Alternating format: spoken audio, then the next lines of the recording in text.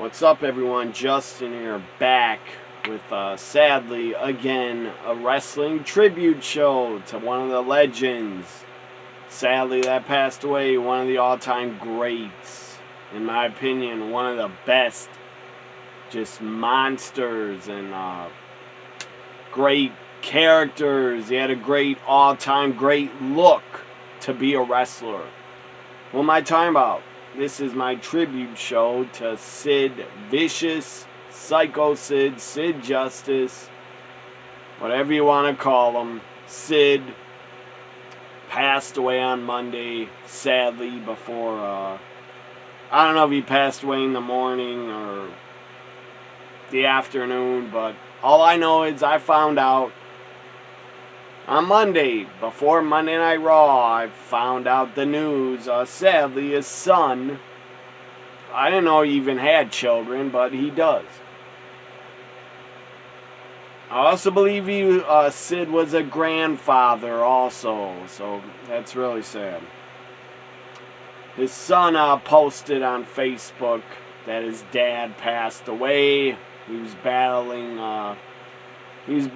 cancer for a couple years. Horrible. 63 years old only. Sid was 63 fucking years old. That's way too young to go. Way too young. Way too young. But Sid left a huge impact. He left a huge impact on me, for sure. I grew up watching the guy. I was absolutely terrified of him as a kid when I first saw him. He had a great look, an all-time great look for a pro wrestler. He had the look, he had everything. He was jacked. He was absolutely jacked. He was also tall as hell, had the size, 6'9", 313 pounds. Like, if you ever wanted to create a wrestler, create the perfect wrestler, to have a perfect look, to draw money, Sid was the guy. Look at him. He absolutely had one of the best looks ever for a pro wrestler to have. He was, and he didn't have to, I want to straight up say right away, he didn't have to be a good wrestler. He didn't have to be a great wrestler or worker, because the guy was a monster. He didn't need to wrestle. He didn't need to be good at it. And I don't think he was bad at it. He had good matches with a couple wrestlers, I think. He had good matches with Shawn Michaels, Bret Hart, Kevin Nash, Goldberg. He had good matches with... he had a good match with Hulk Hogan, also at WrestleMania 8. He had a good match with The Undertaker. So he had good chemistry with a lot of different wrestlers, styles. And Sid's style worked. He had great matches with really good, I don't know about great, but to me they were really, really good. He had great matches and good matches with Sting. Really good. Well, just look at this picture. And there's a ton of news articles about Sid passing away, made the news. A lot of websites, Deadline reported it. Deadline, TMZ, the New York Times, Bleacher Report. Of course, all the wrestling dirt sheets reported it.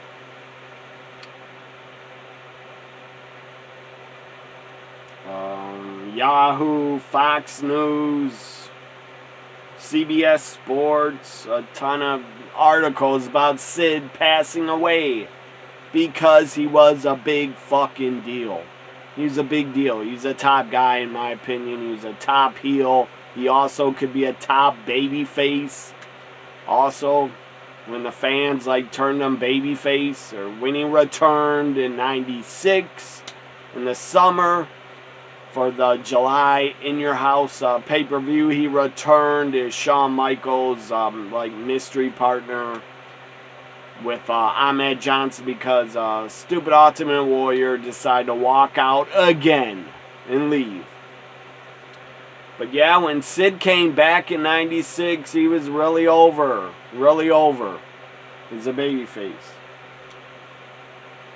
His last wrestling WWE appearance, I want to say, was on Raw 1000 when he appeared with some legends going after Heath Slater. But before Raw 1000, he had a match on Raw, actually. I'm not sure the year, but Sid took on Heath Slater. I think it's 2010 or 11. Maybe 13. And he still looked in great shape when he returned on Raw. He was still pretty jacked. Look at this picture from the last Raw appearance. He looked pretty good. He was jacked still. In good shape. And 10 years ago, he's only 53 years old. I don't know why. I always thought Sid was older. When I was watching him in the 90s, I thought he's about in his 40s. And he's actually in his 30s. Because 30 years ago, 1994, he was actually only 33 years old. That's crazy. I thought he was a lot older. So, yeah. Look at this other great picture just of Sting and Sid. They had great chemistry. They were great opponents. There's a great picture of them. I mean, that's a great matchup. That is money. That picture is money. And that's, this picture is from Halloween Havoc 90, when they were in the main event. And Sid and Sting, again, I think they had great chemistry. Sting must have loved them, because Sting said one of the most one of the most believable big men ever. I loved working with Sting, and then he said, I will miss him. So that's what Sting tweeted on Monday about Sid. Shawn Michaels, great opponent for Sid. Also, I just remembered Sid when Diesel is a babyface after or during WrestleMania 11. Before it, Shawn Michaels brought in a new bodyguard to replace Diesel. It was Sid. Psycho Sid was Shawn Michaels' bodyguard at one point. I want to say, I don't know, 2 or 3 months he was his bodyguard, I think. And then Sid turned on Shawn after WrestleMania 11 on a Monday. I think the Monday Night Raw after WrestleMania 11, Sid turned on Shawn Michaels, powerbombed him, and then Diesel saved him.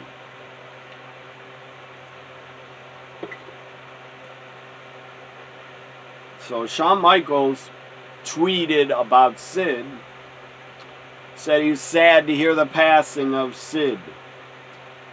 An unforgettable presence, and it can't be overstated how big of a role he played in creating the Heartbreak Kid. It's a great point. Booker T tweeted about Sid, and he said a lot of nice things about him. Michael Cole, also on Raw commentary, Michael Cole said when he came to WWF in '97, Sid greeted him backstage and was really nice to him. So let's read the full tweet of what Booker T said, because I respect Booker T's opinion. He said, without Booker T tweeted this. A picture with his tweet. Without Sid Vicious, I don't think my brother and I would have made it to WCW. His impact on the business was undeniable. He paved the way for so many of us. My deepest condolences to his family during this difficult time. R.I.P. Sid. It's just really sad for me. It just really is sad that Sid is gone. I grew up watching the guy, loving the guy, cheering for him, booing him, sometimes being frightened of him, because he was a giant of a guy, and he just had that look like he was a legit psycho. He looked nuts. He was intense as hell. One of the most intense wrestlers ever. His look, he was intense in the ring, intense and really great promos also.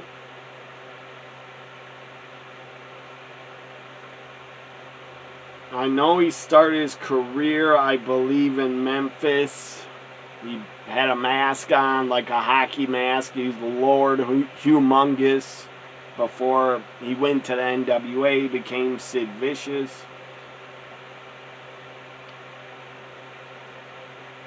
So, yeah. So now I'm going to start the tribute.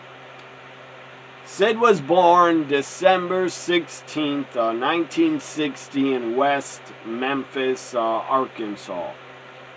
And sadly passed away August 26th, 2024. Also, CNN has an article about Sid passing. He has 2 children. I didn't know that. I knew he had 1 child. But, damn, Sid was great. And I was I wasn't frightened of him in 95, but I did go to a house show and got to see Sid once live. I was just standing right up against barricade for like the whole match. I was just standing there watching. I did not have front row seats, but a lot of the fans would run at the barricades when the match would end. But I just stayed there and watched, and security did not tell me I had to leave. So I was just standing right by the barricade. Sid came out of the ring right in front of me by the barricade, and holy shit, I was staring at him. I was like, holy shit, he's huge. He's a giant. He was massive. He was a monster of a man. And the guy's really nice in real life. He was a very kind and very nice person backstage.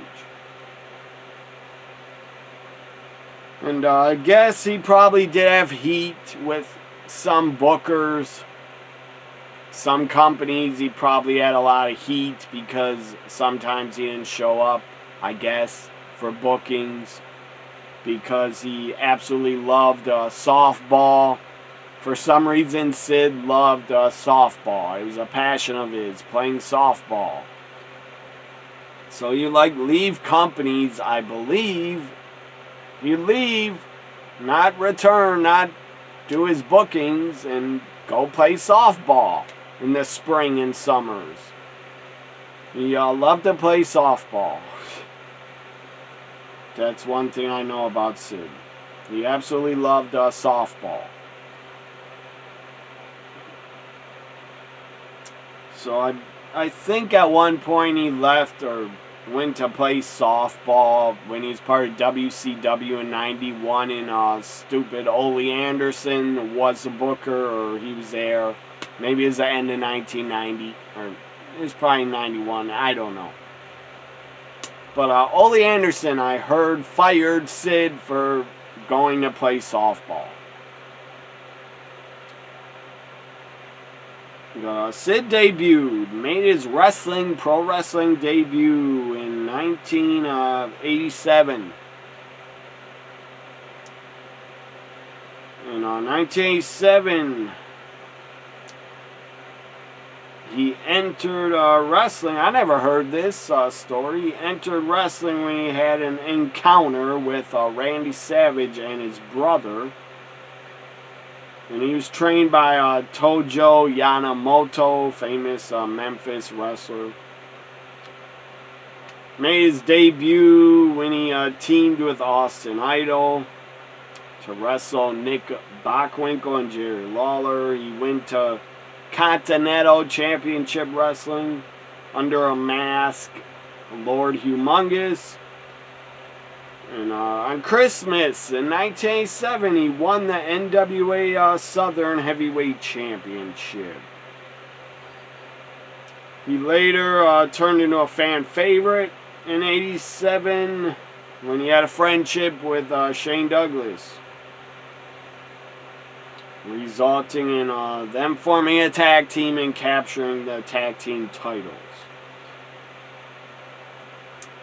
He went to New Japan for a little while, where he challenged Fujinami for the IWGP Heavyweight title under the name Vicious Warrior.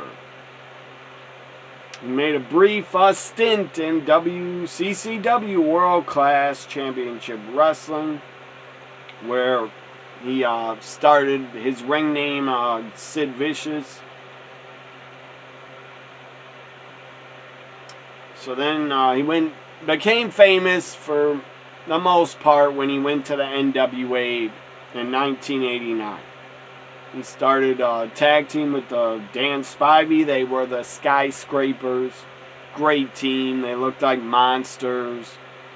Great heel tag team. They could have even been tag champs at one point, but they never won them. They were together most of 89.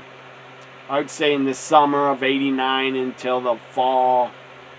And then sadly in like November, December, Sid got injured, got a punctured lung.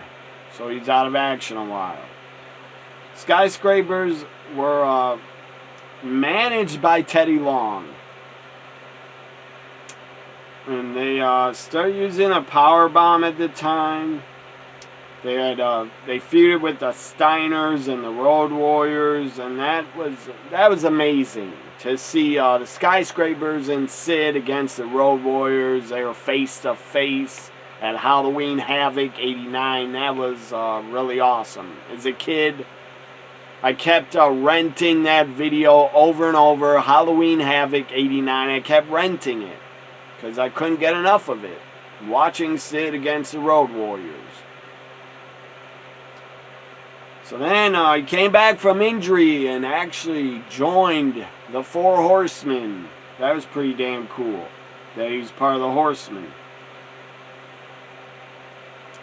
So his first television match back. I don't know why they did this to Sid. This was embarrassing. This was horrible booking.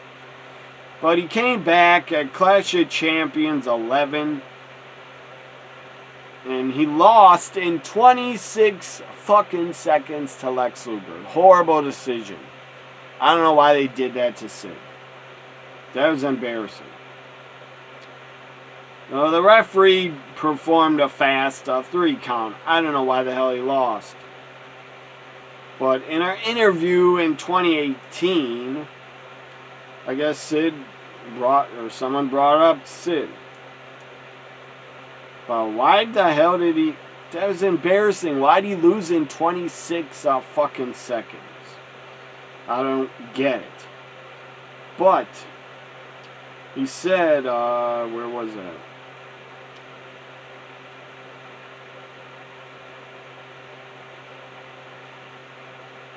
So in 2018, he said the reason for the quick loss was punishment by Ole Anderson. Fuck Ole Anderson. I'm glad he's dead. He was a fucking asshole. And a piece of shit. Ole Anderson's an idiot. And he punished Sid. Sid said because he was playing softball. So he got punished to lose to Lex Luger. because he was seen playing softball during his time off from an injury. So then Sid, again, another great moment when and Sid was like getting a baby face reaction when he's by himself out of the Horsemen, I think. Or, no, he's still in the Horsemen. In November 1990, Clash of Champions, Sid was cheered like a baby face. Watch that back. It's on Peacock. It's on WWE Network. Clash of Champions, what number was that? 12 or something? I'm not sure. Clash of Champions 13. Clash of Champions 13. He was cheered like a babyface, and he was still a heel. Fans just love Sid. And he had great catchphrases. He had a great name for a wrestler. Sid Vicious, lead singer of the Sex Pistols, if you're into punk music, and the Sex Pistols. But Sid Vicious, Sid Justice, Psycho Sid, or just Sid. He had Sid is a great name for a pro wrestler. So, yeah, Sid, man, he was great. I can't believe he's gone. Here's a Sid action figure I have. I do have another one that was Jack's bone crunching action on their legs. It was bone crunching. I do have a Sid, but I couldn't find that action figure. But I do have it. There's a WCW 2000 Sid action figure. I'm happy to have this. Sadly, his hand broke off. Because when I was a teenager, like 12, 13, 14 years old, in 2000, I wrestled a lot of matches with this Sid in my ring when I was a teenager, and his hand broke off from using him so much, I guess. So, yeah, Sid, man, look, it's a great action figure. Got the height, he's jacked out of his mind. It's a great action figure of Sid. It's like a button on the back of him. It doesn't even work anymore, I guess. Oh, there it goes. Pops his leg forward, I guess, to kick you in the gut and powerbomb you. So there's my Sid. I have another Sid action figure, but I can't find it. So then let's go into 1991. He was still kind of cheered like a babyface a lot. He started feuding with, God, I felt bad for Sid. Some think if you thought Sid wasn't a good wrestler, well, he was a million times better than the guy he had to feud with. L.A. Gante, he had to feud with him in early 91, and the matches were horrible. The matches were bad, and I do not blame Sid for that. L.A. Gante couldn't do anything. He couldn't barely do anything. So after, the short feud with L.A. Gante, this was pretty cool at Clash of Champions 14 in January 91. He squashed and destroyed the wrestler Joey Maggs. He destroyed him in a squash. And I believe that's when Dusty Rhodes was booking, and Dusty liked Sid, I believe. Dusty wanted to push him. I don't know why he left WCW 91, but I'm going to find out here. The Horsemen, this was also a memorable moment for Sid in War Games 91 at Wrestle War 91 pay-per-view. Sid picked up Brian Pillman. His feet hit the top of the cage roof, and he took a vicious powerbomb. It looked like Pillman really legit got injured. Sid powerbombed him. Again, it was awesome powerbomb spot in War Games 91, and it looked like Pillman broke his back legit. Got injured. And he's carried out of the cage by El Gigante. But that was a great, memorable moment. And again, Sid had it all. He had the look. He had one of the best finishers, a power bomb. I didn't see anybody doing power bombs before Sid. Him and Dan Spivey did power bombs. It's like a tag team finish. But by himself, I think Sid is the first wrestler that I saw to ever use a power bomb as his finishing move. And then Kevin Nash started doing it.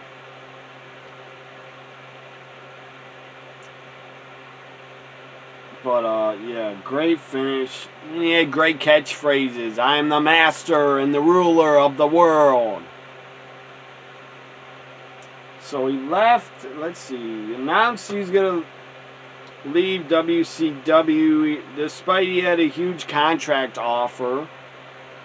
He was promised a world championship run. And he should have got it. Over Lex Luger, Sid should have been the world champion, in my opinion. But, I don't know. Ric Flair didn't want to drop the title to Sid, I don't know. He didn't want to drop it to Lex Luger, I don't know. But Ric Flair left in 91. And then Sid left like right after him. And they both showed up in WWF. Which, I'll get to his WWF run. They should have done more with him, in my opinion. He did get a WrestleMania main event, but I don't know. He wasn't booked that good until WrestleMania 8. He was destroying jobbers on Superstars. That was cool. I remember seeing a cool gif of Sid pushing a jobber on a stretcher, rolling him on the wheels and pushing him, and the stretcher went flying, pushed on the wheels, flying to the ring post and slammed up against the ring post. That was pretty damn funny that Sid did that to some jobber. Because after his matches, they'd bring out a stretcher for Sid's opponents. Because he'd destroy them. And again, he didn't have to do much. All he had to do was kick, punch, choke slam someone, powerbomb them, that was it. Leg drop someone, that was all he had to do. I mean, his look got him over. Not his wrestling ability. His fucking look was enough. In my opinion. So, yeah. He decided to leave WCW because he wasn't given the world title, basically. So he probably knew he could go to WWF, that Vince would love his size and hire him. Superstars taping, May 1991. Sid made his debut.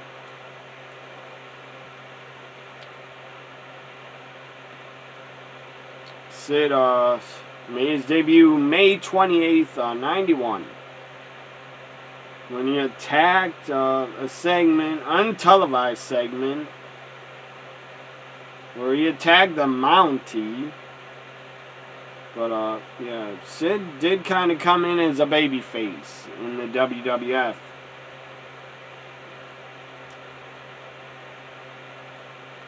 So, Primetime Wrestling began airing vignettes promoting his debut as Sid Justice is Coming.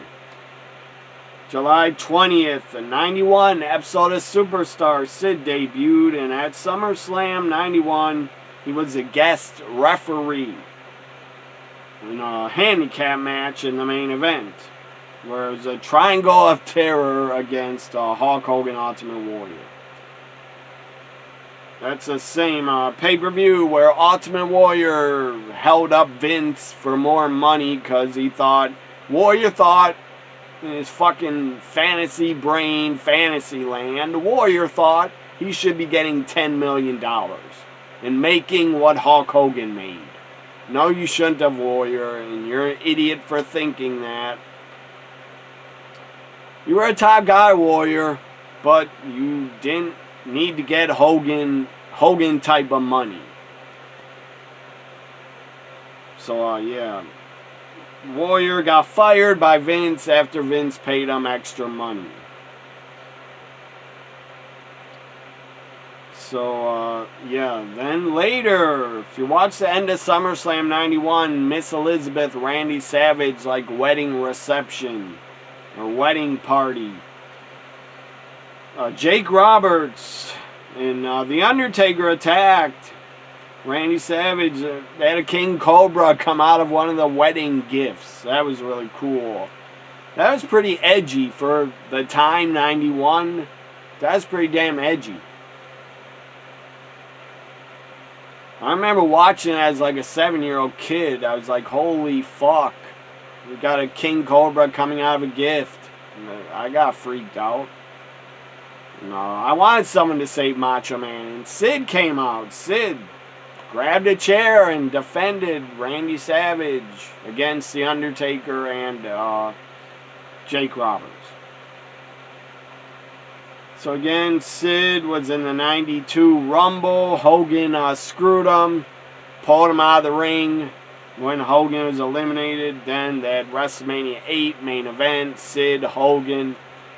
It was not the best match, but it was good enough to be a main event for 1992. So, I don't know why Sid left in 92. He was not a part of SummerSlam 92. He should have been in Wembley Stadium. See why he left. He was about to start a feud with Ultimate Warrior after WrestleMania 8. They wrestled on a European tour in 92.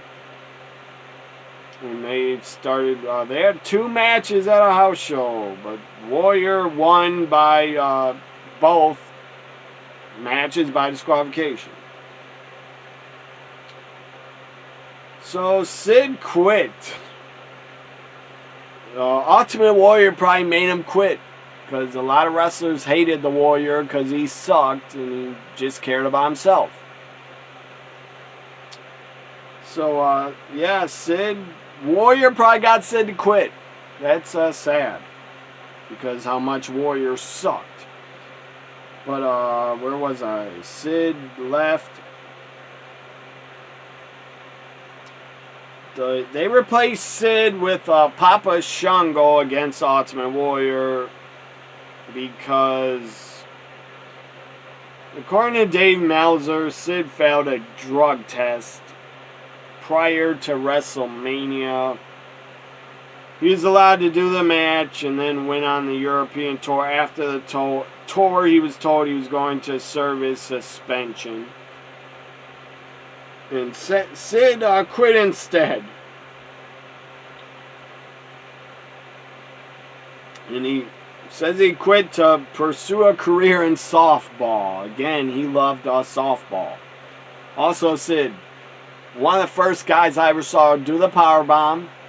Also one of the first to do the fist bump when he would make his entrance in 1995, 96. I don't know about 95, but 96 he started doing this fist bumping all the fans that wanted it. That want a fist bump from him. He would do it to them. That was damn cool. So in my opinion, Sid started the fist bump. Before I saw anybody else ever in the world do it, he started it, in my opinion. So credit Sid with starting the fist bump. And I agree it's a lot better than a handshake. Because people got a ton of fucking germs on their hands. You don't know where they've been with their hands before you shake a hand. So after 92 run in WWF, after the European tour, he quit. I don't know if he failed a drug test. I don't know if Sid ever took steroids. I don't care if he did. He was jacked as hell. He had a great fucking body. He was jacked out of his mind. And I don't blame him if he did steroids. I don't care, and I don't blame him, and I don't hold it against him, because it's the late 80s, everybody's on steroids in the late 80s. And Sid he'd probably never needed steroids anyways, because he's just born, he's a genetic freak. He's born like a giant and a genetic freak. Probably would look great still without steroids. He would have looked just as jacked. So he returned to WCW in 93. This was great. Great return. He got a huge pop, huge reaction, because Sid was money. Slamboree 93, May 1993, WCW pay-per-view, Slamboree 93. He was a mystery opponent of Van Hammer. Colonel Robert Parker brought in Sid. And then he got a huge pop. He came out, he destroyed Van Hammer in like 10 or 12 or 15 seconds. Destroyed him. It was awesome. I remember as a kid, I had Slamboree 93 on video tape from the live pay-per-view. My aunt recorded it for me, so I kept watching over and over. Sid's coming back. That was awesome. I loved it. I loved it as a kid, and I still love to watch it now. Him destroy Van Hammer. It was great. It was epic. It was fantastic. I didn't care about Van Hammer, so I was happy to see him get destroyed.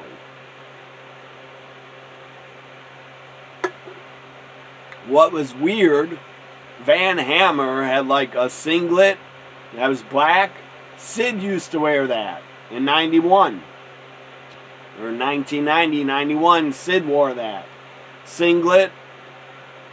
And then Van Hammer, I don't know why Van Hammer wore it, but he kind of looked like Sid's twin brother.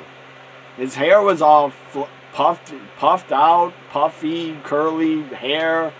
Van Hammer at Slamboree 93 looked like he could have been a rip-off of Sid.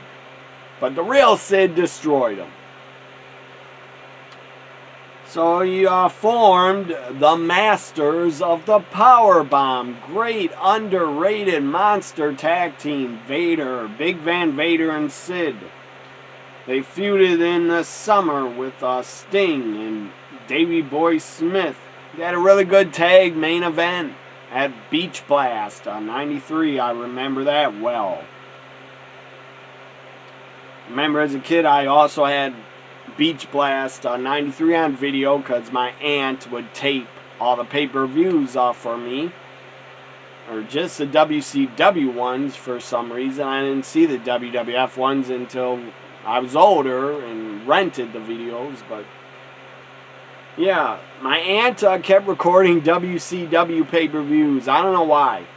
I guess she thought I liked WCW more. I did really like them in the early 90s. But I like I'm a WWF guy at heart. I grew up with WWF. But yeah, 91 to the summer of 94, that's all I saw was WCW on pay-per-view. So I got to see a lot of Sid. So then Sid at Fall Brawl, the War Games. Sid was in a War Games with Vader and Harlem Heat. Again, Sid suggested WCW sign and hire Booker T and his brother and bring them in, and they did. They got hired because Sid brought them up. So Sid turned on and then after War Games and Fall Brawl 93, Halloween Havoc, Sid and Sting had a really good match. The following week, Sid turned on Colonel Robert Parker, and he was scheduled to become a babyface and challenge for the world title against Vader at Starrcade 93. That would have been a different main event.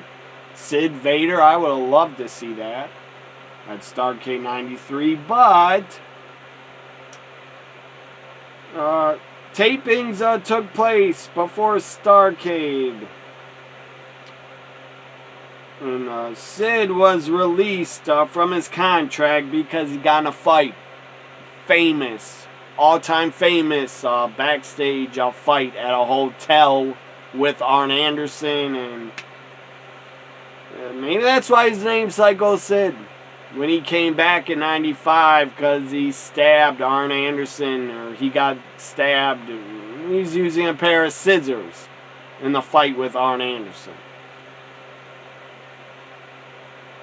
So Ric Flair was close with Arn Anderson at the time, so Ric Flair, I'm sure, wanted Sid fired and thought, we can't have this guy work here. He was using scissors to stab people. I also believe I heard Vader in a shoot interview. Vader said after Sid was bleeding a ton and was stabbed, Vader put his thumb in the stab wound in his stomach. He stuck his finger in the giant hole and stopped the bleeding. So according to Vader, he basically saved Sid's life. Good for Vader.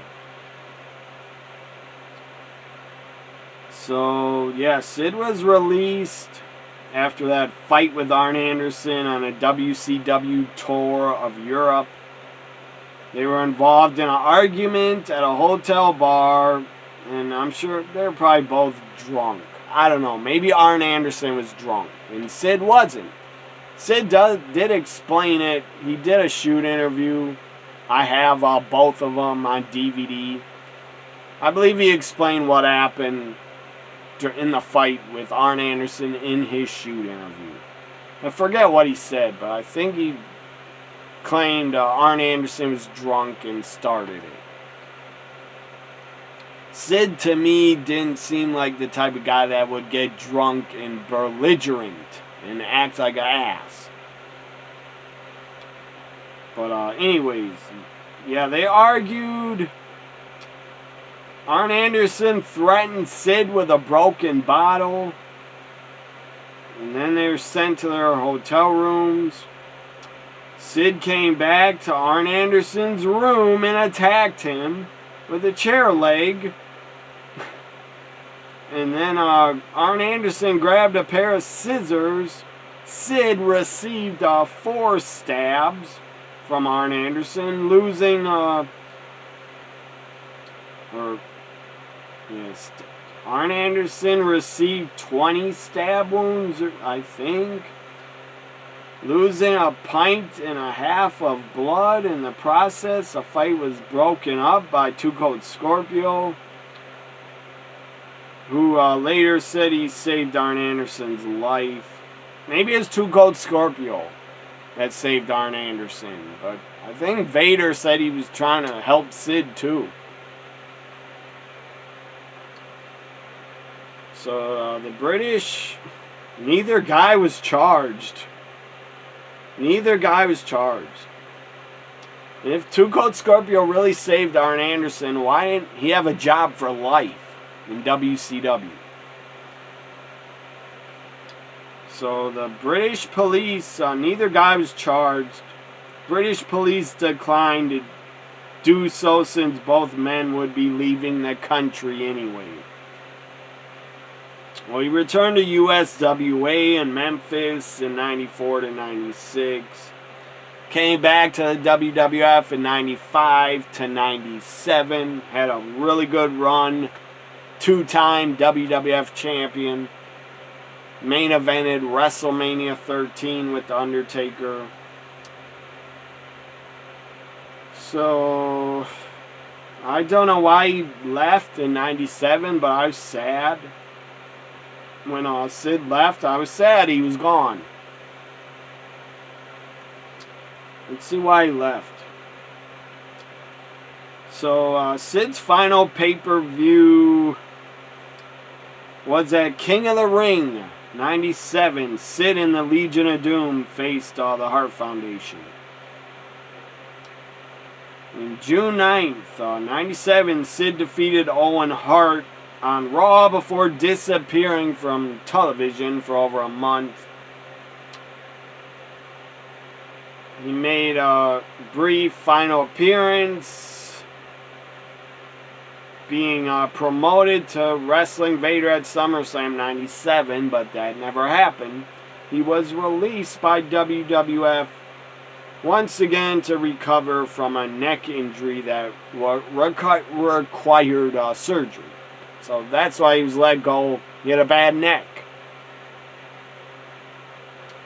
So after he was gone in summer of 97, he showed up in January 1999, where I never expected him to be there, but he was there. He appeared. And holy fuck, I was happy.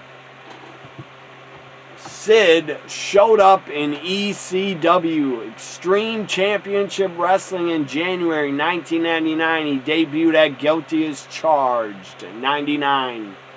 And that's when I got into ECW. That's when I found ECW, and I saw they were on pay-per-view in my area because their TV was not available.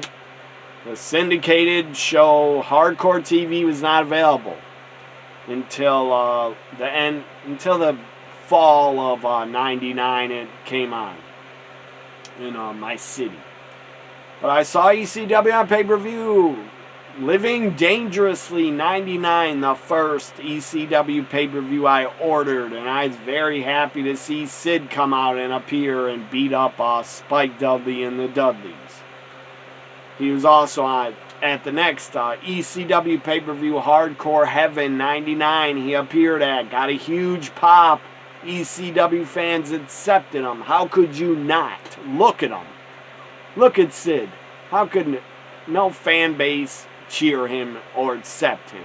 He got accepted by the Extreme Championship Wrestling fans. Hardcore Heaven, he didn't do much. He chokeslammed and power bombed Jason, the sexiest man on earth. He was beat up by the Impact players, and then Sabu put him through a table, I believe, on the stage or something. So Sid, you could say he's in ECW from January 99 until May. Then he was gone. You could say he used ECW to go back to one of the major companies, WCW or WWF. Maybe he did use ECW, but I didn't care.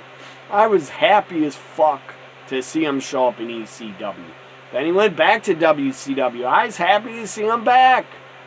And he helped Randy Savage in Team Madness. And Randy Savage won the world title.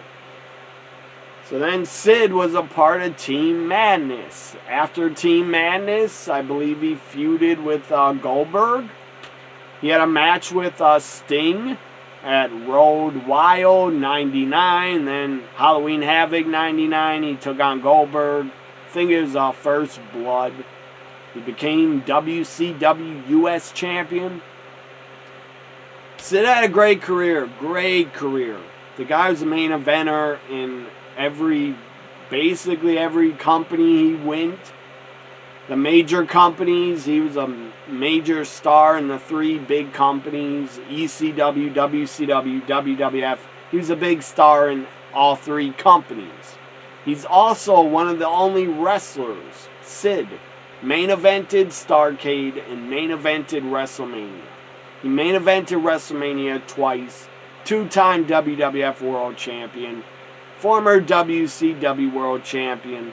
I absolutely hated it when they stripped Sid of the world title in April 2000. I hated that. The New Blood storyline, Bischoff and Russo, I guess didn't want Sid as the world champion. Why the fuck not? Unless he wanted to go play softball, I don't know. But that was horrendous. They stripped Sid of the world title, and then they gave it to Jeff Jarrett over DDP. That was stupid. Jeff Jarrett, very good wrestler. I like him as a promoter and booker, but he shouldn't have been a main event guy being the world champion. So my final thoughts on Sid: all-time great look, one of the best looks a wrestler has ever had. He had the it factor. He was a main eventer everywhere. His promos were good. They were intense. And he had a great body. Again, he had the perfect look. If you created a wrestler in a video game, that's how a wrestler should look, like Sid. As a kid, I was frightened of him. And as I got a little older, in '96, I was a big fan of Sid. At one point, he was one of my favorite wrestlers. I loved it when he defeated Shawn Michaels at Survivor Series '96. I was a big HBK fan. Shawn in '96 was my favorite wrestler, but when Sid defeated him, I became a Sid fan more. Here's a little bit of merchandise I got of Sid. You see his action figure right there. 2 shoot interviews I bought because I'm a fan of Sid. I bought these like 15 years ago or 20 years ago. The first one, shoot interview with the master and ruler of the world, Sid Vicious, put out by RF Video. So it says, Sid was asked about the famous scissors incident. He recounts the entire evening. Also, he discusses Sid's negotiations with ECW. Or they discuss his negotiations coming to ECW, I guess, to be at Living Dangerously. His feelings on his Bret Hart and Shawn Michaels. His feelings on Bret Hart, Shawn Michaels feud. 3-way matches between the 3. Bret, Shawn, Sid had 3-way matches at like European tours in '97, I believe. They should have put that on a pay-per-view. Sid, Bret, Shawn, 3-way. That should have been on In Your House in '97. His 2 WWF title reigns. His abrupt end. His relationship with Shawn Michaels and the other Clique members. The real reason why he left the WWF the first time in '91. His matches with Sting. Early days as Lord Humongous. On and on. He's had a really long career. Sid had a long career. He's around from '87 to basically 2001. And I'm not going to discuss, sadly, how he broke his leg. That was horrific. How he broke his leg at WCW Sin 2001. There's a second shoot interview. Volume 2 of Sid. So I got both Sid shoot interviews. He's done other shoot interviews. I believe they're on YouTube to watch. But Volume 2, he had a lot of nicknames. The Master of the Powerbomb.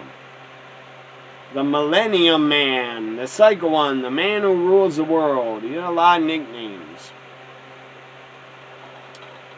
So in this one, I don't know when this was put out. Maybe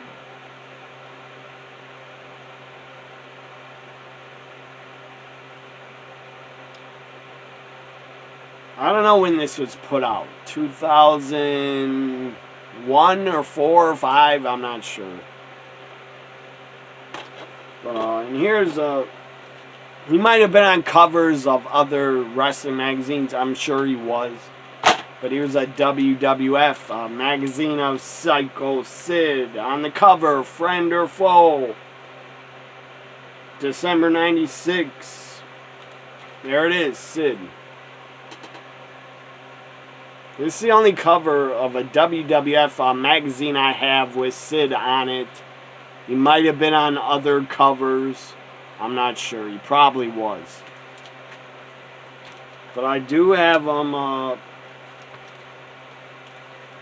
picture. Maybe it's a Raw magazine. I don't know. There's Sid and Jim Neidhart They're both gone. Rest in peace to both of them. Yeah, I'm not sure. This is a Raw magazine inside this WWF magazine cover. I have the original. I don't know where it is though. But anyways, another one I got. I'll be back. So again, here's the one Sid cover I have. But here's another one of a 1991 wrestling magazine. From Publishers of Pro Wrestling Illustrated. There's Sid on the cover. Where Hulk Hogan tells him, or the magazine cover says, Sid, it's up to you, kid. Like, Hogan is passing the torch to Sid. But that never really happened. And Sid, he actually could have replaced Hogan better than Lex Luger tried to. So Vince, yeah, he shouldn't have fired Sid, but he said he quit in 92. But Sid could have been a top baby face and replaced Hogan, in my opinion. So yeah, two covers, different wrestling magazines with Sid on the cover. Anytime, just look at him. Legit, he looked like a star. He looked like he was psycho. Put him on a cover of a magazine. I'm sure the magazine sold like crazy. Because Sid was a draw. So, my final thoughts. It's horrible. Sid is gone. Gone way too soon. I'm happy I got to see him live in 1995. He wrestled Bam Bam Bigelow at that house show. And God, those two guys, now they're gone. Bam Bam's gone. Now Sid's gone. Hopefully they can have a match up in the heavens. But Sid, just thank you for the memories as a child. I loved you. I was scared of you. And yeah, thanks for the memories and the moments you gave me as a wrestling fan, as a young kid growing up. You made me a bigger fan seeing you. You absolutely, anytime Sid appeared or wrestled or came back or left or came back, I was always happy to see him again. So Sid, I hope wherever you are, hope you're out of pain from cancer. Fuck cancer. And I hope you're somewhere playing softball, Sid. Rest in peace. My thoughts go out to you and your family and friends. And wrestlers that knew you. A lot of wrestlers, they like Sid. They say he's a very nice guy backstage. So Sid, I can't believe you're gone. I mean, just the look you had. How you looked, I just never imagined you would die. You looked like indestructible. Like you would never go. You looked like a comic book character come to life. I can't believe he's gone, because he looked like a guy that would have lived forever. Rest in peace, Sid. Thank you for the great memories. You will be missed, but I'll be happy. I'll have a smile on my face when anytime I watch old Sid matches. Thank you, Sid. Thank you, Sid.